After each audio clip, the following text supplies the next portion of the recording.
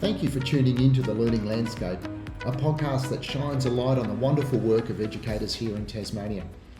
I'm Simon Matthews, and today's episode is proudly brought to you by Independent Schools Tasmania. Well, it's my pleasure to welcome Mary-Ann Hunter, who's the Associate Professor in Education at the University of Tasmania, and we're going to talk today about the role professional supervision plays in supporting and nurturing school leaders. So Mary-Ann, welcome to The Learning Landscape. Oh, thanks so much, Simon. It's terrific to be here with you this fine morning in Nipaluna, Hobart.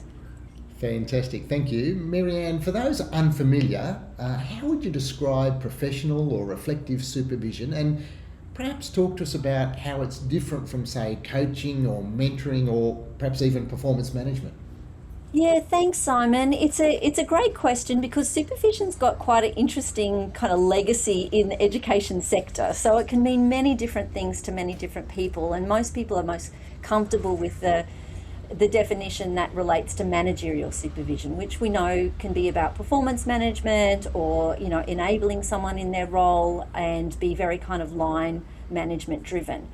Professional supervision is really different though. If you think of the word supervision, it kind of brings out that broader sense of supervision. So beyond the vision of like what's right in front of you here right now, and it helps to kind of widen the lens of understanding. So what that looks like in practice are conversations that really bring curiosity to the here and now of practice, that recognizes the complexities of the role that someone might be fulfilling, and enabling sort of time to really give space to not just being reflective in that role, but actually being reflexive, which is to broaden, as I said, broaden the lens of understanding, but actually bring a recognition of that complexity of what it means to be, say, an educational leader, or in other contexts, a social worker or a pastoral care leader.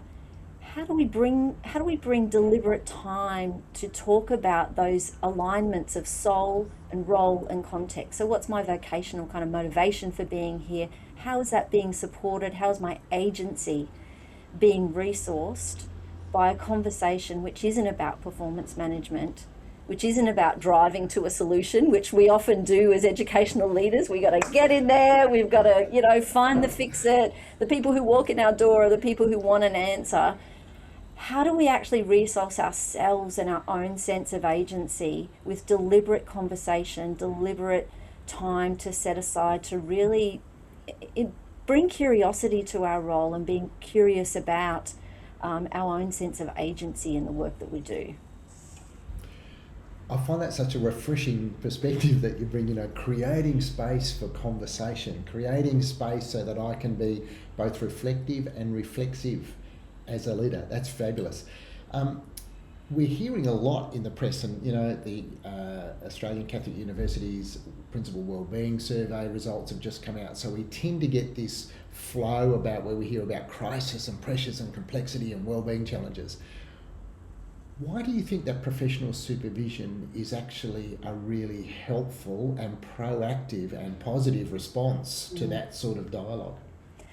I think right here, right now, Simon, I actually think it's because supervision and the practice of supervision is actually recognizing leaders' own recognition that the answer to this crisis isn't about doing better, achieving more, or getting into the right mindset, or even getting into the right well-being regime. We're kind of grasping at what can we do better, what can we do right, how can we fix this thing? And I think leaders themselves are recognizing that. And because supervision is founded on a radical acceptance of complexity of life, it's kind of meeting leaders where they're at.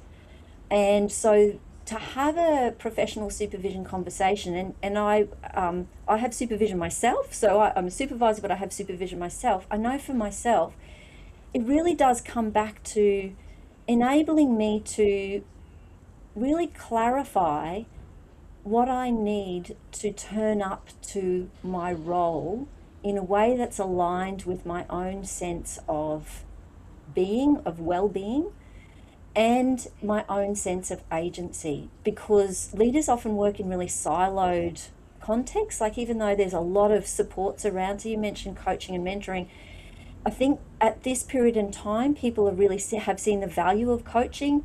It's absolutely essential, particularly for kind of early career leaders, um, and also for performance monitoring and regulatory, compliance. Mentoring is absolutely critical for folk, because we really need the wisdom of those who've walked the path before in any role that we have. So it's not about replacing those mechanisms that are already there to be supporting leaders during this kind of crisis. It's really about offering that space to breathe out, to bring the various aspects of what it means to be a human in this period of time, where the school itself is a place where people are constantly facing the critical dilemma of our times, and that is to be, grasping at that human urge for certainty, while at the same time developing the skills to live without it. So I think leaders themselves are seeing this at the moment as a generative space, not a productive space. A generative, and I know that seems like a little bit of a semantic play there, but I think there's something in that, and we're hearing this from leaders themselves. It's not about an imposition of the next new shiny thing to make people feel well. It's actually meeting us where we're at as humans, I think, in a very complex period of human history. I love that you're coming at it from a human perspective, and you talk about those two things which are in tension. The complexity, that's our current reality. It's complex.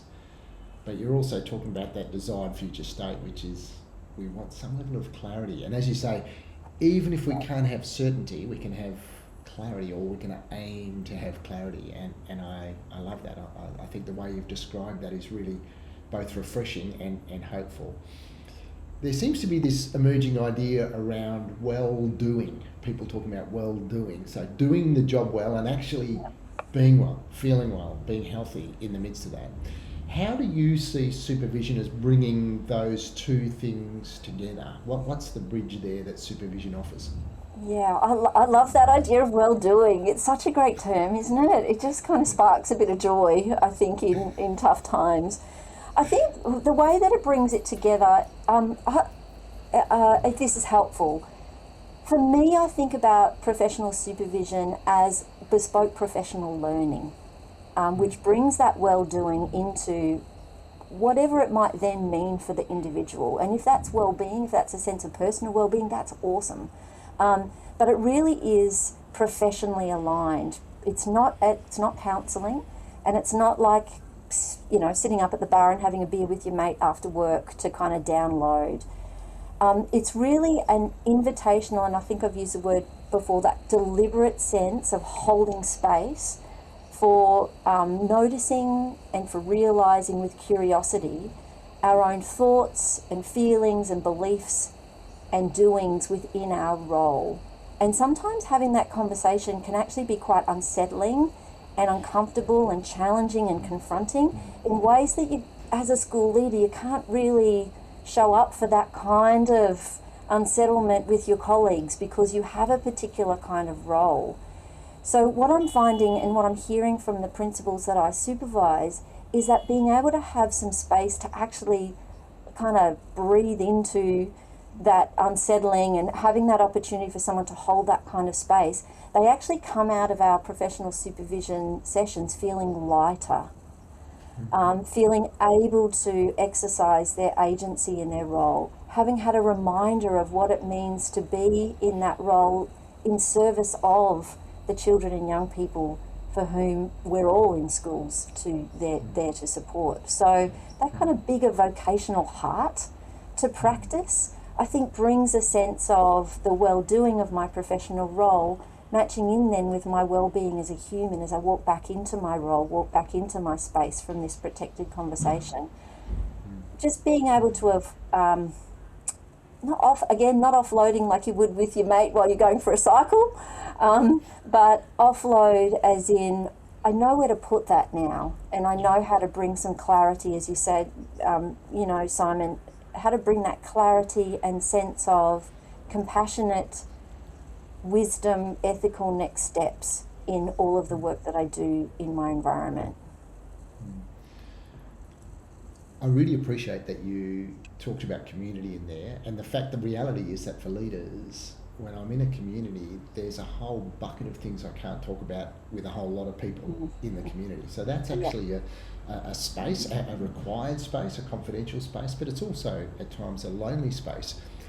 So you're talking about addressing that, but it's interesting that you're also starting to talk about the idea that this has got a flow down effect into community. If I'm getting really effective supervision, there's actually a downstream impact on staff and on culture and on students, which I love. Talk to us about what you see as a supervisor when you're engaging with a leader. Yes, big win for them, tick, but what's the downstream benefit that you're seeing in your experience?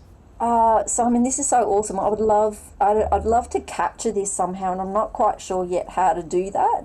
But what I'd love to capture is what I'm hearing around that culture shift, that transition from being reflective to doing reflection to being reflexive has had on principals' engagement with the whole school and their processes.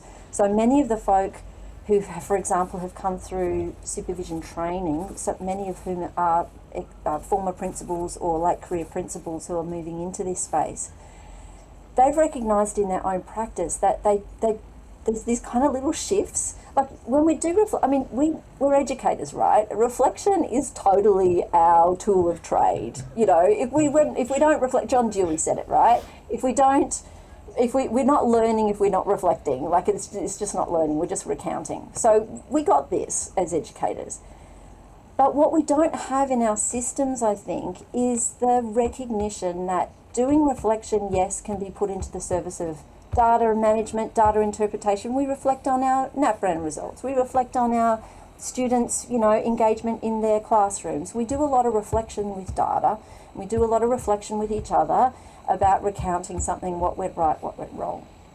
But once we move into a reflexive space and start experiencing what it's like to hold a question of, well, what are the assumptions behind that?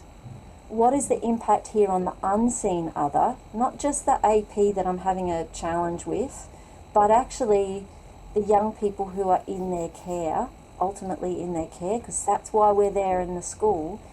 They're finding that their practices generally in their relationships with their staff and with their teachers is becoming a lot more, and this is why it's hard to capture it, Simon, because I haven't quite found the words for it, but it's kind of it's brought the humanity back into leading a school.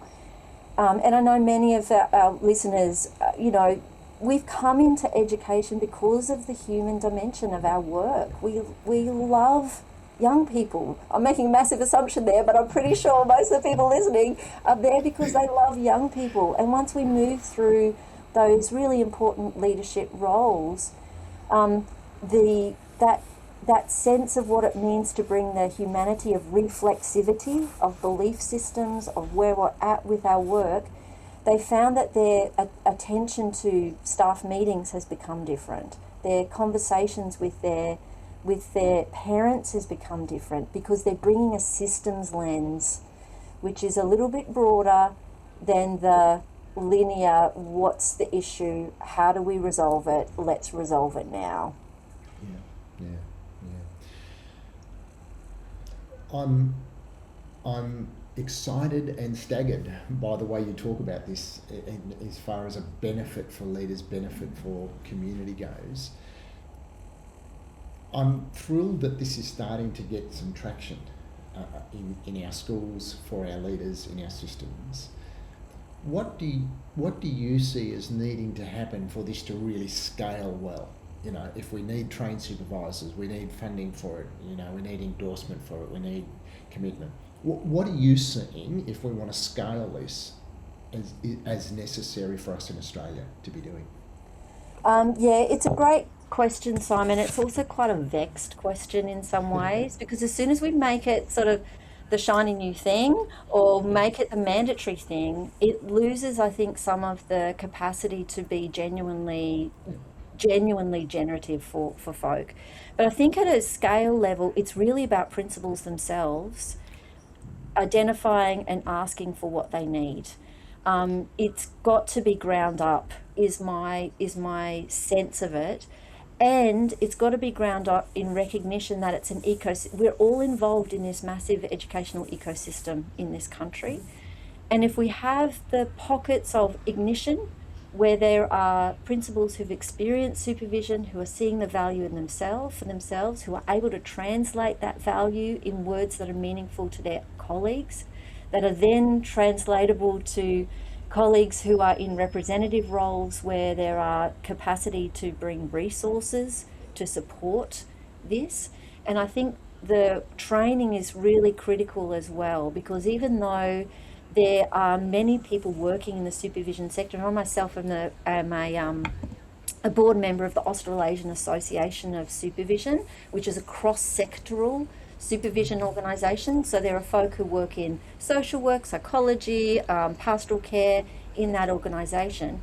A lot of the tools of supervisors are transferable across sectors, but there's something about the education sector that I think is quite different from those contexts, where I'm really seeing the value of people being trained specifically to supervise within the education sector. And I know that in the UK, I've got a very close colleague who works in the UK with an amazing organisation called Talking Head Supervision, where they really encompass what it means to be holding these spaces for folk who are working in educational contexts which have their own particular complexities. And if we come back to that question of, or come back to that idea of supervision as being bespoke professional learning, we're doing bespoke professional learning with professional learners, which I think is really different from those other sectors.